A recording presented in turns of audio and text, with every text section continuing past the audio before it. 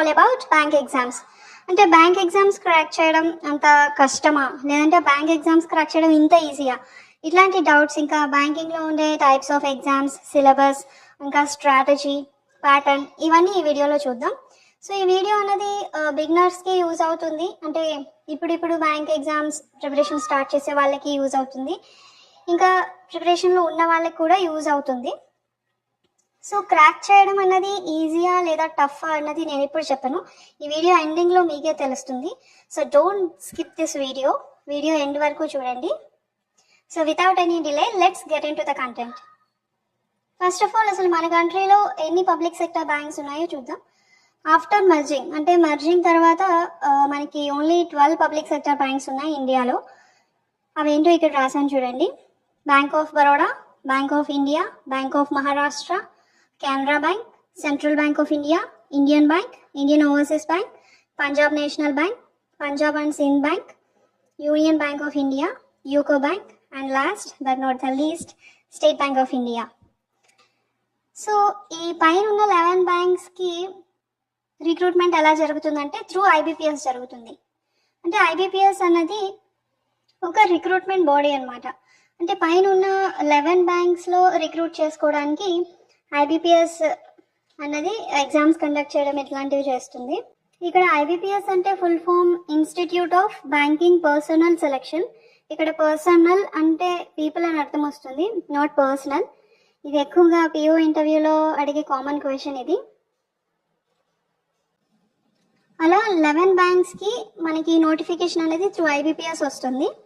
But state bank of India ఏంటంటే సెపరేట్గా notification release చేస్తుంది. అంటే సెపరేట్గా ఎగ్జామ్ పెట్టుకుంటుంది అనమాట స్టేట్ బ్యాంక్ అనేది. బట్ ఎగ్జామ్ ప్యాటర్న్, సిలబస్ ఇదంతా సేమ్ యాజ్ ఐబీపీఎస్, దాంట్లో ఏమీ మార్పు ఉండదు. ఎగ్జామ్ మాత్రం సెపరేట్ ఎగ్జామ్ అనమాట. అయితే ఐబీపీఎస్ కండక్ట్ చేసే ఎగ్జామ్స్ ఏంటో చూద్దాం ఒకసారి. ఈ 11 పబ్లిక్ సెక్టర్ బ్యాంక్స్లోనూ మనకి పిఓ అండ్ క్లర్క్, అంటే IBPS PO and IBPS clerk.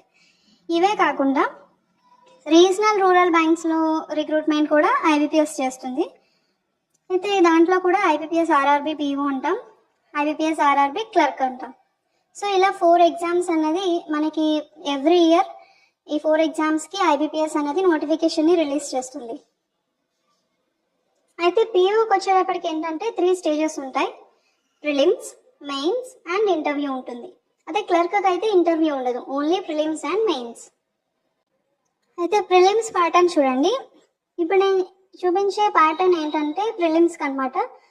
ఇది IBPS PO, IBPS clerk, SBI PO, SBI clerk, ఈ 4 ఎగ్జామ్స్కి ప్రిలిమ్స్ అనేది సేమ్ ప్యాటర్న్.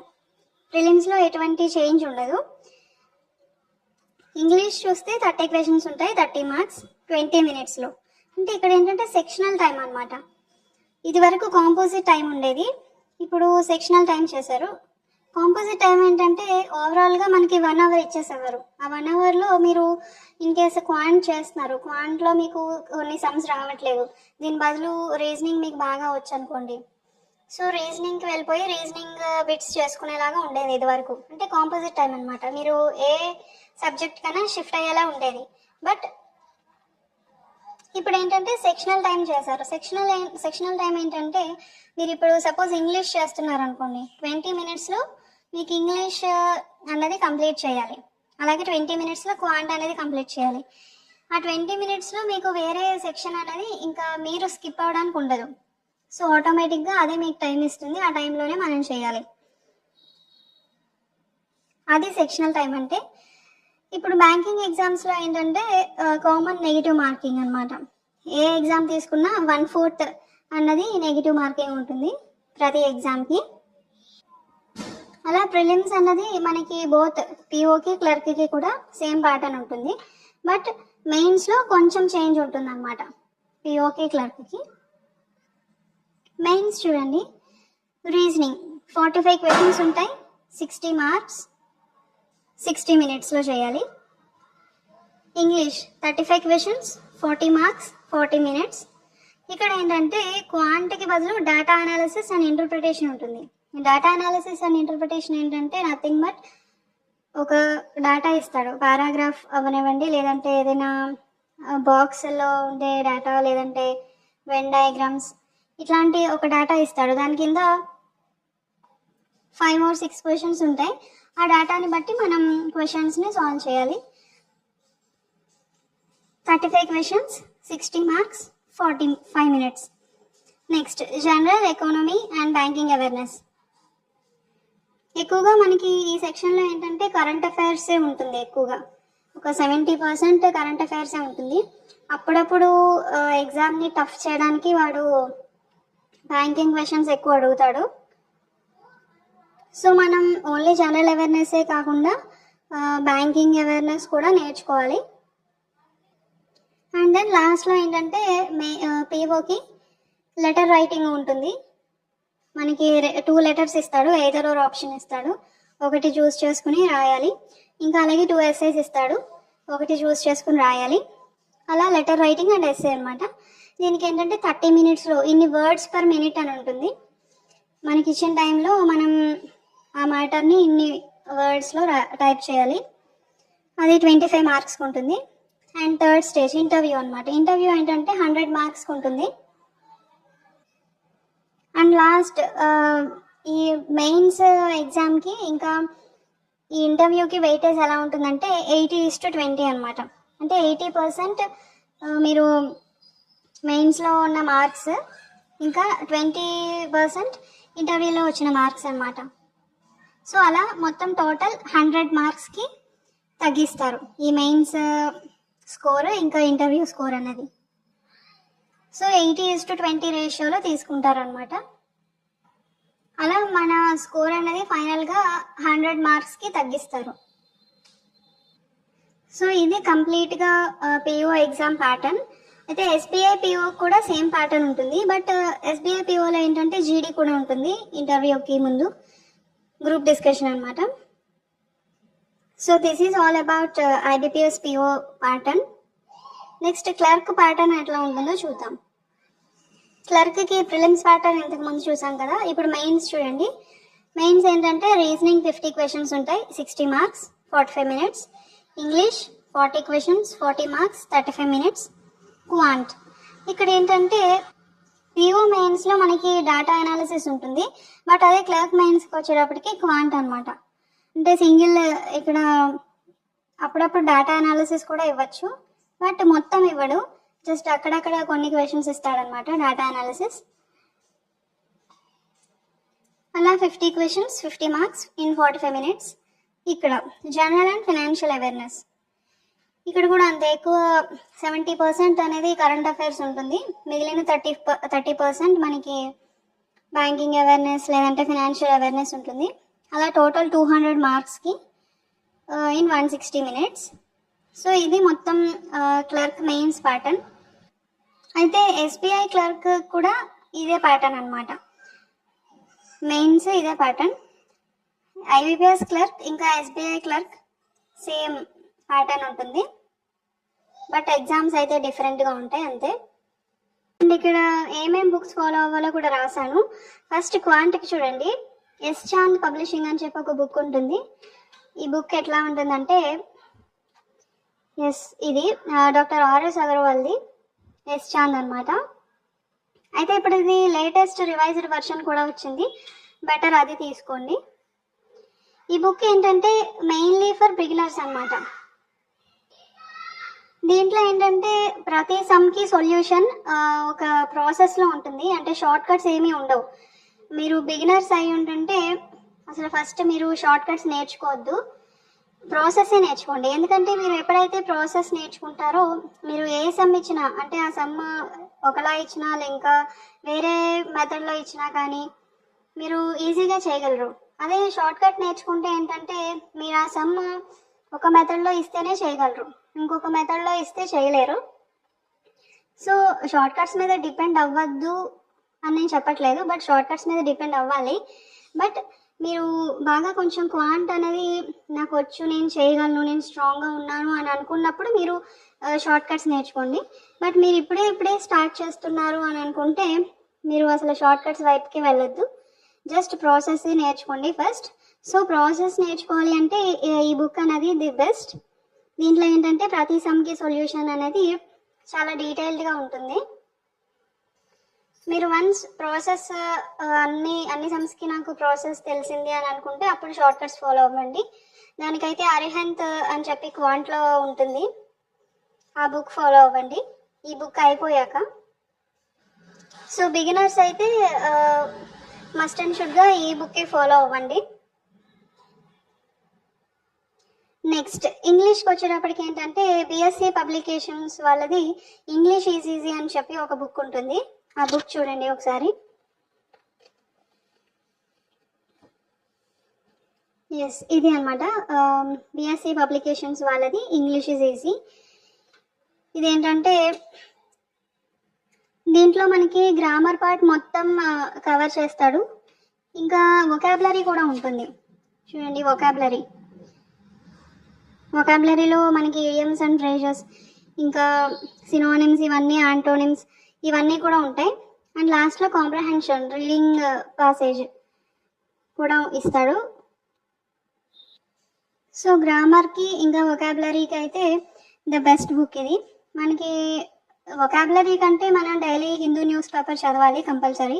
సో అక్కడే మనకి ఒక 10 to 20 వర్డ్స్ వస్తాయి డైలీ. సో గ్రామర్ అనేది మనం ఈ బుక్లో నేర్చుకోవచ్చు. నెక్స్ట్ రీజనింగ్ ఏంటంటే ప్రత్యేకించి బుక్ అంటూ ఏమీ లేదు, కానీ మనకి పజిల్స్ అనేవి ఏ వెబ్సైట్లోనైనా దొరుకుతాయి. బట్ స్టాండర్డ్ పజిల్స్ ఎక్కడ దొరుకుతాయి అంటే మనకి హాలీవుడ్లో దొరుకుతాయి. మీరు ఈ బుక్ కొనకపోయినా పర్వాలేదు, ఇది ఆప్షనల్. ఎందుకంటే రీజనింగ్కి ప్రత్యేకించి బుక్స్ ఏమీ ఉండవు. బట్ క్వాంట్కి ఇంగ్లీష్కి మాత్రం 2 బుక్స్ కొనుక్కోండి. రీజనింగ్ ఏంటంటే మనకి హాలీవుడ్ యాప్ డౌన్లోడ్ చేసుకున్న దాంట్లో కూడా ఉంటాయి. ఆ బుక్ కూడా ఒకసారి చూపిస్తాను మీకు, పజిల్ మానియా హాలీవుడ్ వాళ్ళది. అది ఎలా ఉంటుందో చూద్దాం ఒకసారి. ఎస్, ఇదే అనమాట book, complete puzzles and seating arrangement for prelims and mains. ఈ బుక్ అయితే చాలా బాగుంటుంది. బట్ ఈ బుక్ అంతా కంప్లీట్ చేసే లోపే మనకి జాబ్ వచ్చేస్తుంది. నేను కొన్నాను కానీ ఒక 30 పేజెస్ వరకు చేసినట్టున్నాను అంతే. ఈ బుక్లో కంటెంట్ చూడండి, మొత్తం మనకి లీనియర్ అరేంజ్మెంట్స్, ఇంకా సర్క్యులర్ అరేంజ్మెంట్, ఫ్లోర్స్, ఇంకా డేట్ బేస్డ్ పజిల్స్ ఉంటాయి. అవి కొంచెం మనకి టఫ్గా అనిపిస్తాయి. Date based, year based puzzles అంటే బర్త్డేస్ ఇచ్చి నేమ్స్ ఇచ్చి సాల్వ్ చేయమంటాడు కదా, అట్లాంటి పజిల్స్ మనకి కొంచెం టఫ్గా అనిపిస్తాయి. అవి ఎక్కువ ప్రాక్టీస్ చేసే కొద్దీ కొంచెం ఈజీ అనిపిస్తుంది. నెక్స్ట్ ఇక్కడ చూడండి, కింద ఏంటంటే అడ్వాన్స్డ్ లెవెల్ అని చెప్పి ఇచ్చాడు. ఈ అడ్వాన్స్డ్ లెవెల్ పజిల్స్ అన్నవి మనకి మెయిన్స్లో ఖచ్చితంగా అడుగుతారు. ఏంటంటే ఒకదానికొకటి ఇంటర్లింక్ చేస్తాడనమాట. అంటే ఇప్పుడు డైరెక్షన్స్ దాంట్లోనే ఉంటాయి, ఇంకా బ్లడ్ రిలేషన్స్ కూడా ఇస్తాడు. సో అలాంటి పజిల్స్ మనకి ఎక్కువ మెయిన్స్లో అడుగుతాడు. మీకు ప్రిలిమ్స్లోకి వచ్చేటప్పటికి ఇంత డెప్త్గా అవసరం లేదు పజిల్స్ అన్నది.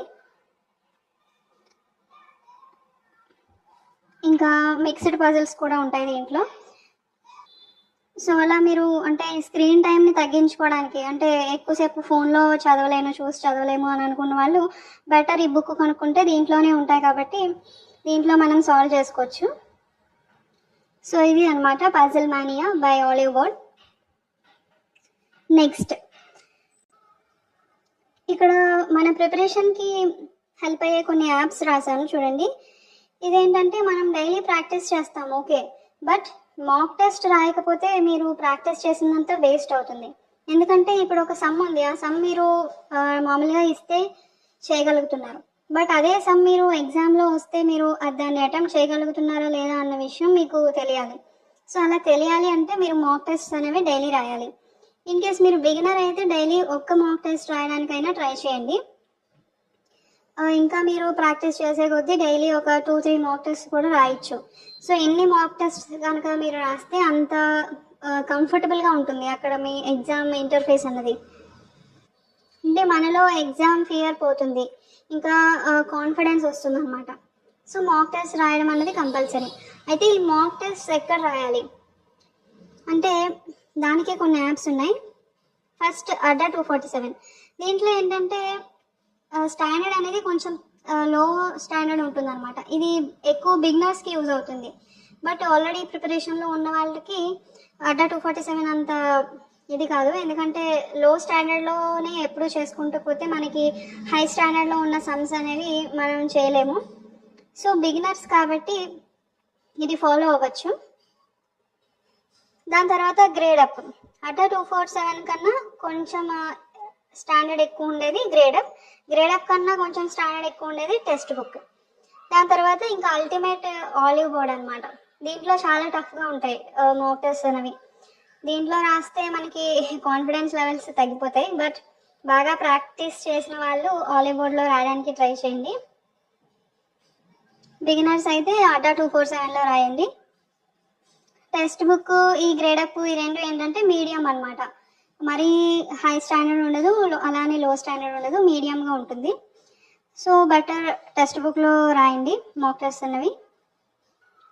అయితే మాక్ టెస్ట్ రాసాక మీకు వచ్చిన స్కోర్ ఉంటుంది కదా, ఆ స్కోర్ని మీరు లాస్ట్ ఇయర్ కట్ ఆఫ్తో కంపేర్ చేసుకోండి. అంటే లాస్ట్ ఇయర్ కట్ ఆఫ్ కన్నా మీకు వచ్చిన స్కోర్ ఒక 5 or 10 మార్క్స్ ఎక్కువగా వస్తే అప్పుడు you are on the right track.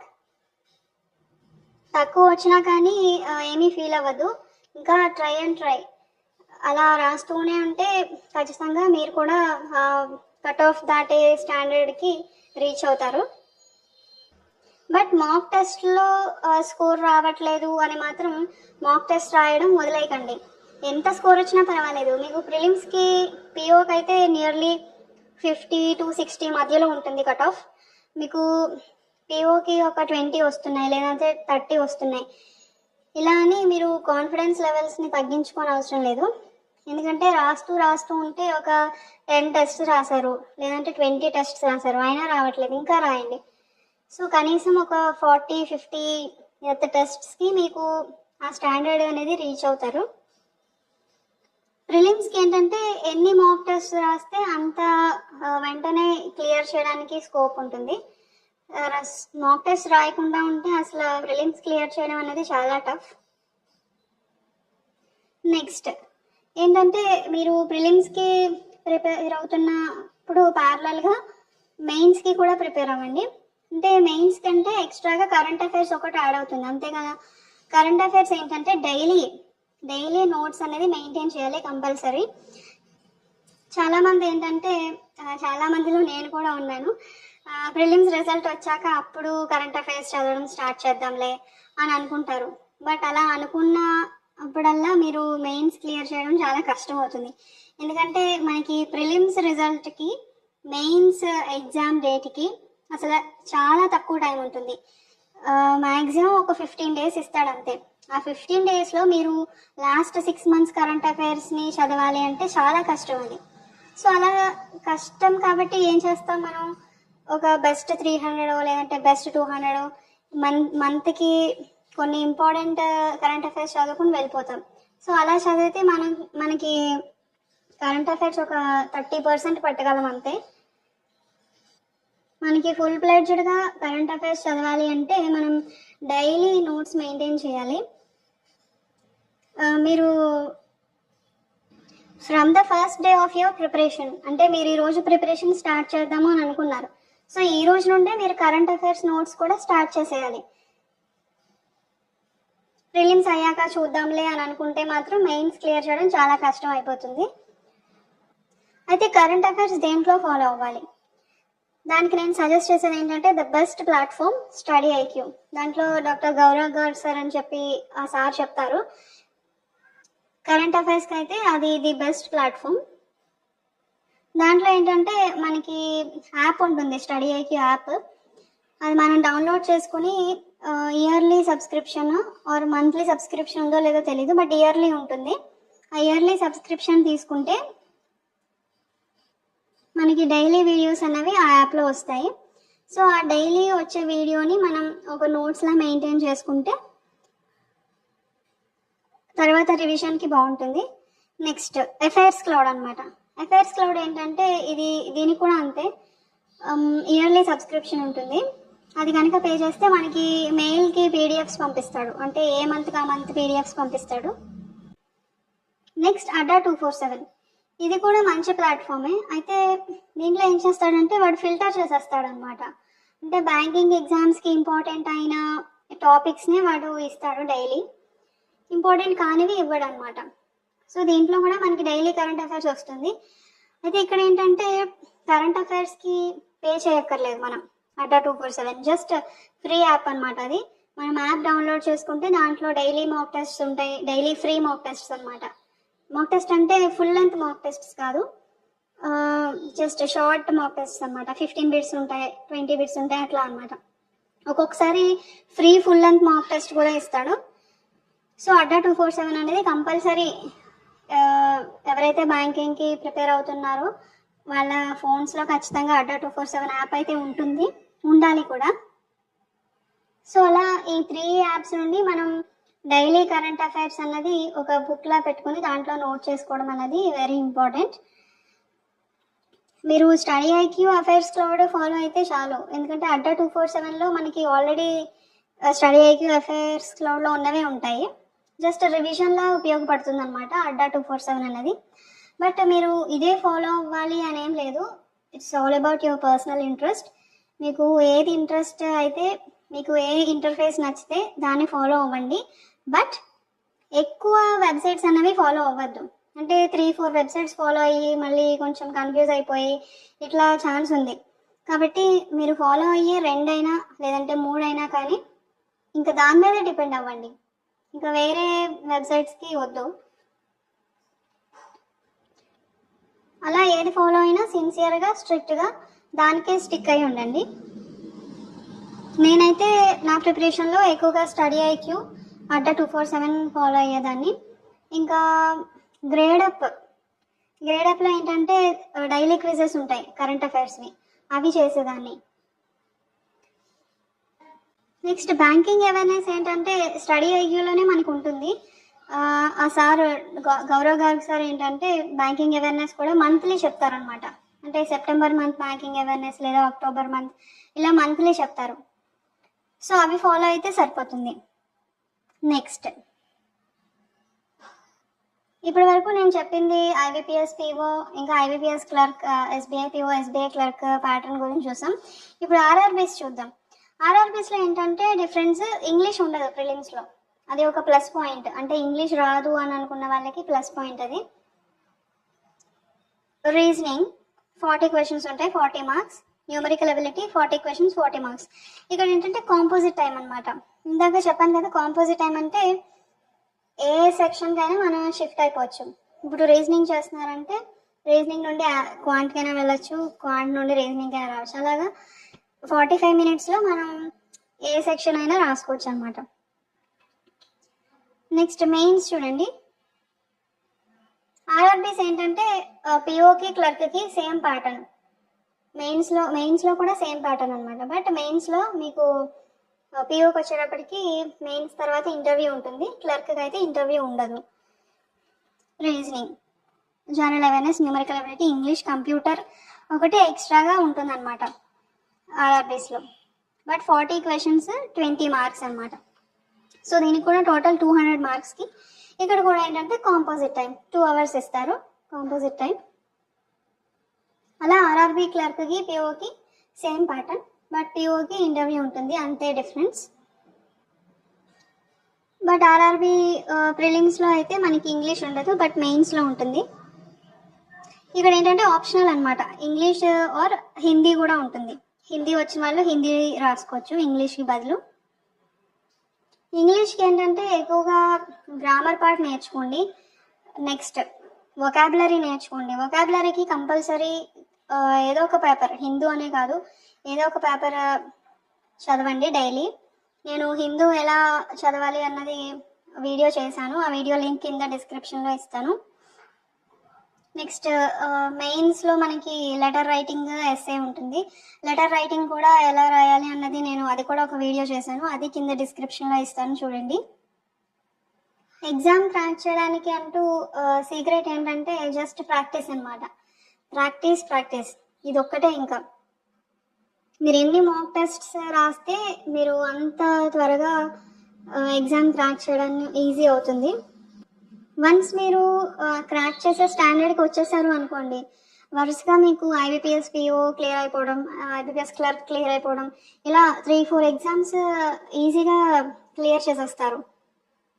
So అది చూసిన వాళ్ళకి ఎలా అనిపిస్తుందంటే అయ్యో ఇన్ని జాబ్స్ వచ్చేసాయి ఏంటి అని అనిపిస్తుంది. అంటే బ్యాంకింగ్ ఎగ్జామ్స్ చాలా ఈజీ ఏమో అని అనిపిస్తుంది, బట్ దాని వెనకాల మీరు ఎంత కష్టపడ్డారు అన్నది వాళ్ళకి తెలియదు. సో దాని వెనకాల ఇంత కష్టం ఉంటుంది. దీన్ని బట్టి బ్యాంక్ ఎగ్జామ్స్ క్రాక్ చేయడం ఈజీయా లేదంటే టఫా మీకు ఇప్పటికే అర్థమై ఉంటుంది. బ్యాంక్ ఎగ్జామ్స్ అనే కాదు, ఏ కాంపిటేటివ్ ఎగ్జామ్ తీసుకున్నా డిటర్మినేషన్ అనేది చాలా ఇంపార్టెంట్. మాక్ టెస్ట్లో తక్కువ స్కోర్ వస్తుంది, లేదంటే ప్రిలిమ్స్ క్లియర్ అవ్వట్లేదు, లేదంటే ప్రిలిమ్స్ అయ్యి మెయిన్స్ వరకు వచ్చి మెయిన్స్ అవ్వట్లేదు, లేదంటే మెయిన్స్లో కూడా 0.25 0.5లో పోతుంది. ఇలా చాలామంది ఉంటారు. సో వాళ్ళందరికీ నేను చెప్పేది ఏంటంటే డోంట్ గివ్ అప్, వదిలేకండి. ఖచ్చితంగా ఏదో ఒక రోజు your hard work pays of. So all the best for your upcoming exams. Upcoming అంటే మనకి వచ్చేది ఐబీపీఎస్ పిఓ ఎగ్జామ్ ఉంది, మెయిన్స్ ఉన్నట్టుంది, నెక్స్ట్ ఆర్ఆర్బీ మెయిన్స్ కూడా ఉంది, ఇంకా డిసెంబర్లో ఐబీపీఎస్ క్లర్క్ ప్రిలిమ్స్ ఉంటుంది. So utilise your time, and this is all about preparation of banking exams. I hope you enjoyed this video. If you like it, give a big thumbs up and don't forget to subscribe. Thanks for watching and see you in the next video.